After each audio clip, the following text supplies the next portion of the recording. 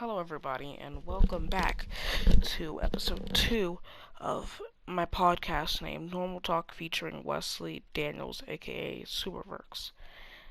Um, so basically, this is episode 2, and I just filmed episode 1 this today, like about 5 minutes ago. I, am planning on doing 3 videos today. Um,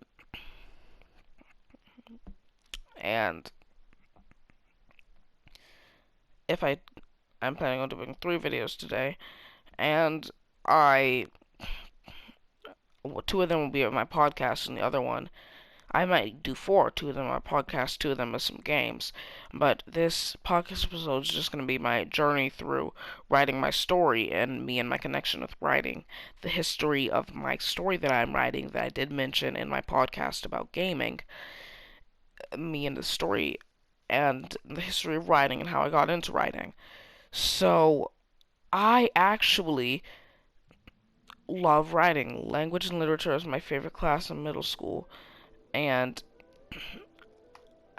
during this writing journey, I have done a lot of things that have impressed me and that make me want to do more.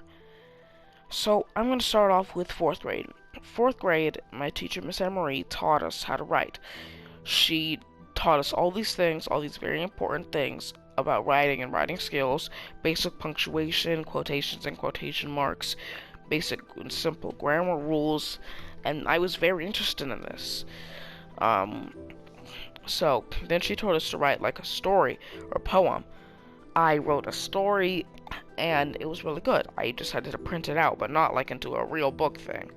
I did write my story, but I had to have constant reminders that quotation, that when people are speaking, it has to go in quotations. And this was really fun for me. So I decided that I love to write in my free time. Writing has been my favorite class ever since 4th grade. Whenever I saw writing on the board, I was like, yes, it's so fun. And now language and literature is my favorite class in middle school. Language and literature, second period is very fun. Yikes, I'm tired. Wow.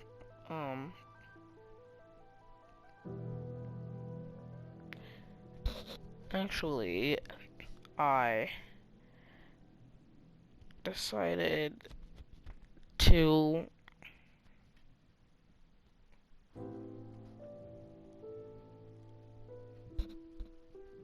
write a story. Sorry about the long pause, I was thinking about something. I decided to write a story. Now, my story's name is The Ultimate School, and it actually just hit 111 pages at 21,000 words. It has been very hard, but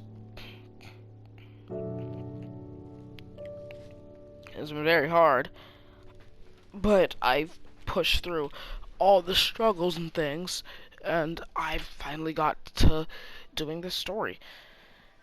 This story is based off of...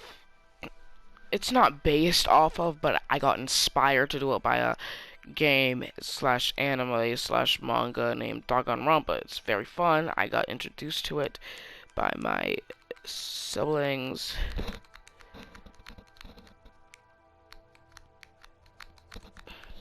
And by my sister or my cousins, and it's just really fun to play. I would recommend it.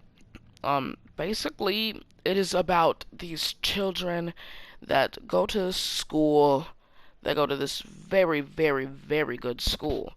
But then weird things start happening that they have to figure out. This whole book's face is like religion and stuff, and demonics and angelics, and like stuff like that.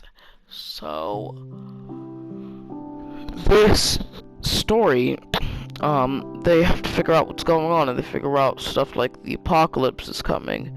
They have to fight it off, but if it actually happens, we're gonna have to do something and travel a little far away to bring back the world and make this perfect world. But they wonder if they should make this perfect world or not, because like the yin yang symbol, if everything is perfect, and if the world is so normal, then there's bound to be something bad, because the bad things are normal too. The bad things are there, and they're part of the normal world too. So is it the best idea? Or should they stay in a destroyed world? Basically that's what the story's about. And I'm just gonna be saying what I'm gonna my journey with this story, the long journey with this story. So here we go. It's just a little speech, how I achieved my #1 goal, 100 pages. I just told you all that I've been writing a story for a while. I started about 5th grade. It's changed a lot. One time I went and almost deleted all of it and changed the whole entire plot of the story. What I have not told you is that the story just got to the phase where I'm constantly writing and the action is happening. I used to always not be writing the story and slacking off and calling it writer's block when I was feeling lazy and doing nothing but watching YouTube. In my head, I thought my story was in a state of dilapidation. I was kind of in limbo of what to do next. I thought it was embarrassing to search things up to get out of this writer's block, so I went incognito mode too to search up things like character ideas, good personality traits, good story things, good chapter names. This story was really important to me, and I was beginning to think that I was never going to get it done, and that the story was going to be another failed project that I did. I knew that I had to do something. Finally, I got on my computer and began to read over what I had already written a long time ago. I edited, reworded, and even rewrote new plots and some new scenes. In this time, my story went from 15 to 51 pages. I was so proud of myself, I actually started thinking about self-publishing, and with the help of my stepdad, who has published a book before.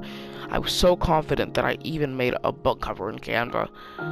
I still had my doubts, like the story was going to be too short because the plot was progressing way faster than the pages. I wanted to print this story like I did with my other stories from 4th grade, but since this one was probably my biggest, most well story thought out, I wanted to make it extra long and special.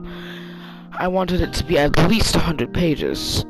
I was always doubting myself no matter what when it came to this story, kind of like I was walking down the path of doubt and negativity. And I was about to reach the end, which was forgetting about the project that took me years, and stop writing the story. There was a surge of bad emotions, but someone said something that would make me turn around and go down the positive path. This was at the time where I had 51 pages of my story, and I was telling everyone I told them